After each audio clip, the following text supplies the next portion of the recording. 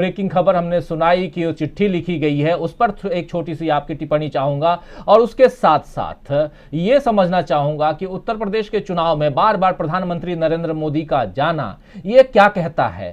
क्या योगी आदित्यनाथ किनारे कर दिए गए हैं और पूरा पूरा का पूरा जो पूरी कमान है वो प्रधानमंत्री नरेंद्र मोदी ने दूसरे राज्यों की तरह इस राज्य में भी संभाल ली है, लेकिन सामने चेहरा या मुखौटा कहें वो योगी आदित्यनाथ का है? और साथ साथ ये भी, क्या पिछड़ों के 52% जो अजय जी कह रहे हैं, 52% से ज्यादा पिछड़ों की आबादी वाले उत्तर प्रदेश में एक अगड़े को घोषित तौर पर अगला मुख्यमंत्री सामने ला करके बीजेपी क्या कुछ करना चाहती है, क्या कुछ बताना चाहती है? दो चीजें हो सकती हैं, एक तो या तो कॉन्फिडेंस पूरा है कि हम जीत रहे हैं, दूसरा है कि हार जाए तो बेहतर है। क्या कहेंगे?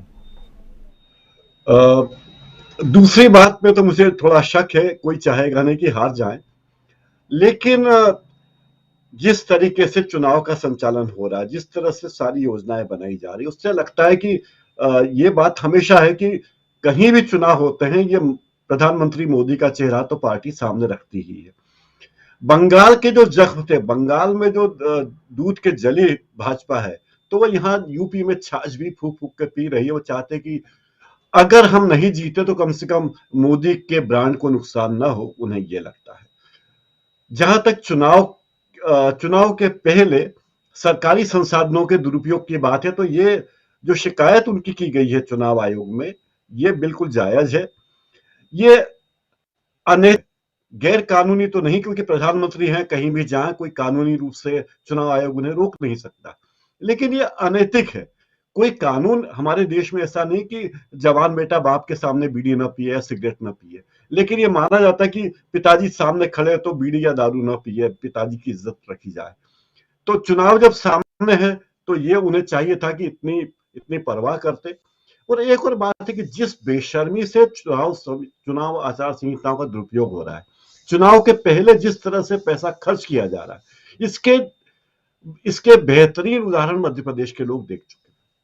जब मध्य प्रदेश में विधानसभा की 28 सीटों पर उपचुनाव था, तब प्रधानमंत्री और अमित शाह की यात्राएं हुई, और उन यात्राओं में पूरे प्रदेश से लोगों को बसों में भर भर कर सभा स्थल पर ले जाया गया और उन्हें 500-500 रुपए का भुगतान किया गया।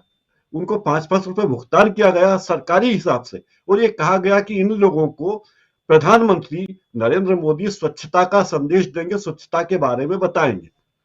तो ये कानूनी रास्तों से बचना निकलना इन्हें बहुत अच्छी तरह आता है, और ये जानते हैं कि अभी हमारे पास कानून में कितने छेद हैं, उनका उपयोग कर लिया जाए और अपनी पार्टी के हित में किया जाए।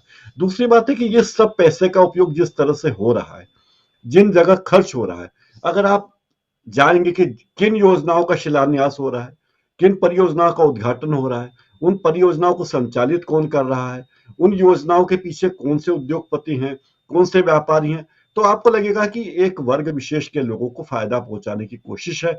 चुनाव के पहले इस तरह के सारे काम बीजेपी कर लेना चाहती है। जहां तक विरासत की बात है राजीव जी, तो ये भारतीय जनता पार्टी किसी कारपोरेट की तरह है, हिंदुस्तान यूनिलीवर की तरह है, जो पहले लक्स बेचती थी तो मधुबाला की फोटो होती थी, बाद में फिर हेमा मालिनी आने लग गई, फिर अब बाद में पूजा और आलिया भट्ट आने लगी हैं।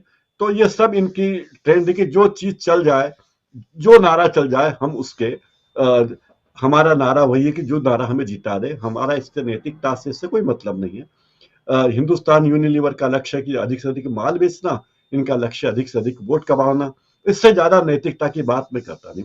आज एक और बात हुई राज्यसभा में, बेरेक और ड्रायन को सदन से हटा दिया गया। डेरेक की गलती यह थी कि उन्होंने बात कही थी, उन्होंने आरोप लगाया था कि जो जिन 12 सांसदों का विरोध को बाहर किया गया है, 2 दिन बचे हैं, उसका भी उन्होंने विरोध किया और कहा कि यह सरकार जो कह रही है कि हम चुनाव सुधार की बात कर रहे हैं, लेकिन ये चुनाव सुधार नहीं है, वो सरकार को रिपील करना चाहिए, इस तरह की जो बात आज कर रही है। तो इस मामले को भी गंभीरता से लिया जाना चाहिए। एक और बात देखिए कि तारकुंडे कमेटी कब बनी थी, 2 दशक हो गए शायद। उस कमेटी ने कहा था कि चुनाव में प्रत्याशी का खर्च और पार्टी का खर्च शामिल होना चाहिए, लेकिन हमारे देश में यह नहीं है। जिस पार्टी के पास बहुत पैसा है वो पार्टी बहुत खर्च करती है अपने प्रत्याशी के लिए। तो पैसे की व्यवस्था तो बीजेपी ने बहुत अच्छी कर ही रखी है, सबसे संपन्न पार्टी है देश की, और चुनाव में नैतिकता से उसका कोई लेना देना है नहीं राजीव जी, मुझे लगता है कोई नेता लेना देना। लेकिन समाजवादी पार्टी के नेता ने अच्छा किया, ताकि सनद रहे, लोगों के दिमाग में यह बात रहे कि यह सरकार शायद, ये पार्टी शायद हारने से डर रही है या हार सकती, इसलिए वो चुनाव में सारे साधनों का उपयोग कर रही है। तो ये प्रोएक्टिव उनका काम है, ये मैं इसको अप्रिशिएट करता हूं कि उन्होंने प्रोएक्टिव रह के अच्छा काम किया, ताकि लोगों का ध्यान, मतदाताओं का ध्यान इस ओर जाए कि सरकार और पार्टी क्या कर रही है। राजीव जी, महत्वपूर्ण बात आप यहां रख रहे हैं, और ये इसलिए भी कि चुनाव आयोग इस पर संज्ञान ले या न ले, चुनाव आयोग इस पर कोई एक्शन ले या न ले, लेकिन इतना तय है कि मतदाताओं को यह बात जरूर समझ में आएगी कि प्रधानमंत्री नरेंद्र मोदी अगर कहीं भी रैलियां कर रहे हैं तो सरकारी मशीनरी का दुरुपयोग हो रहा है, सरकारी पैसे का दुरुपयोग हो रहा है, जो टैक्स पेयर के पैसे हैं, और उन पैसों का उपयोग किसी और अच्छे काम में किया जा सकता था। उन पैसों से कुछ हॉस्पिटल्स बनाए जा सकते थे, कुछ ऑक्सीजन सिलेंडर्स तैयार किए जा सकते थे, कुछ बेड्स बनाए जा सकते थे, और कुछ एम्बुलेंसेस तैयार किए जा सकते थे। बहुत पुरानी बात नहीं, इसी साल दूसरी लहर में इस देश ने देखा है उस तबाही के मंजर को, और खासकर उत्तर प्रदेश ने बहुत नजदीक से देखा है, और उसमें भी प्रयागराज ने तो और भी नजदीक से देखा है, जिस प्रयागराज में आज प्रधानमंत्री नरेंद्र मोदी थे, महिला शक्ति की जयकार कर रहे थे। महिला शक्ति को लेकर के प्रधानमंत्री नरेंद्र मोदी क्या कुछ कह रहे हैं, आइए छोटी सी एक बाइट सुन लेते हैं, उसके बाद फिर सुनेंगे प्रियंका गांधी क्या कुछ कह रही हैं। लेकिन पहले प्रधानमंत्री नरेंद्र मोदी को प्रयागराज से सुनते हैं कि क्या कुछ कहा उन्होंने। भाई और बहनों, 5 साल पहले यूपी की सड़कों पर माफिया राज था। यूपी की सत्ता में गुंडों की हनक हुआ करती थी। इसका सबसे बड़ा भुक्तभोगी कौन था? मेरी यूपी की बहन बेटियां थी। उन्हें सड़क पर निकलना मुश्किल हुआ करता था, स्कूल कॉलेज जाना मुश्किल होता था। आप कुछ कह नहीं सकती थी, बोल नहीं सकती थी, क्योंकि थाने गई तो अपराधी बलात्कारी की सिफारिश में किसी को फोन आ जाता था। योगी जी ने इन गुंडों को उनकी सही जगह पहुंचाया है। आज यूपी में सुरक्षा भी है, यूपी में अधिकार भी है।